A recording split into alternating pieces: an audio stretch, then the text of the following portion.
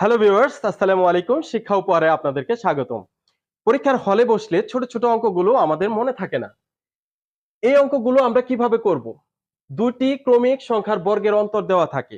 সেখানে বলে আপনাকে বড় সংখ্যাটি কত অথবা ছোট সংখ্যাটি কত। বলতে পারে বৃহত্তম সংখ্যাটি কত অথবা ক্ষুদ্রতম সংখ্যাটি কত। তো আমরা জাস্ট একটা টেকনিকের সাহায্যে এটার অঙ্কটা আমরা খুব দ্রুত অ্যান্সারটা বের করতে পারবো। কিরকম?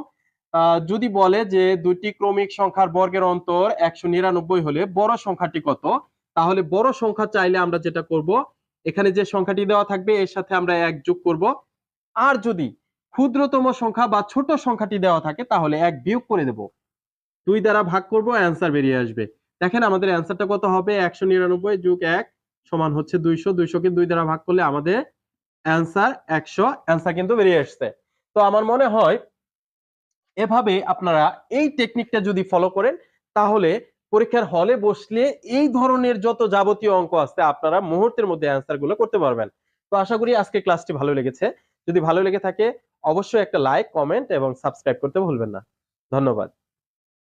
হ্যালো ভিউয়ার্স, আসসালামু আলাইকুম। শিক্ষা উপহারে আপনাদেরকে স্বাগতম। পরীক্ষার হলে বসলে ছোট ছোট অঙ্কগুলো আমাদের মনে থাকে না। এই অঙ্কগুলো আমরা কিভাবে করব? দুটি ক্রমিক সংখ্যার বর্গের অন্তর দেওয়া থাকে। সেখানে বলে আপনাকে বড় সংখ্যাটি কত অথবা ছোট সংখ্যাটি কত। বলতে পারে বৃহত্তম সংখ্যাটি কত অথবা ক্ষুদ্রতম সংখ্যাটি কত। তো আমরা জাস্ট একটা টেকনিকের সাহায্যে এটার অঙ্কটা আমরা খুব দ্রুত অ্যান্সারটা বের করতে পারবো। কিরকম?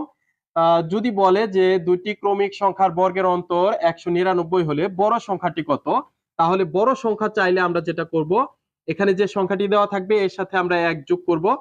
আর যদি ক্ষুদ্রতম সংখ্যা বা ছোট সংখ্যাটি দেওয়া থাকে তাহলে ১ বিয়োগ করে দেব। ২ দ্বারা ভাগ করব, অ্যান্সার বেরিয়ে আসবে। দেখেন আমাদের অ্যান্সারটা কত হবে? ১৯৯ যোগ ১ সমান হচ্ছে ২০০। ২০০ কে ২ দ্বারা ভাগ করলে আমাদের অ্যান্সার ১০০। অ্যান্সার কিন্তু বেরিয়ে আসছে। তো আমার মনে হয় এভাবে আপনারা এই টেকনিকটা যদি ফলো করেন তাহলে পরীক্ষার হলে বসলে এই ধরনের যত যাবতীয় অঙ্ক আছে আপনারা মুহূর্তের মধ্যে অ্যান্সার গুলো করতে পারবেন। তো আশা করি আজকে ক্লাসটি ভালো লেগেছে। যদি ভালো লেগে থাকে অবশ্যই একটা লাইক, কমেন্ট এবং সাবস্ক্রাইব করতে ভুলবেন না। ধন্যবাদ।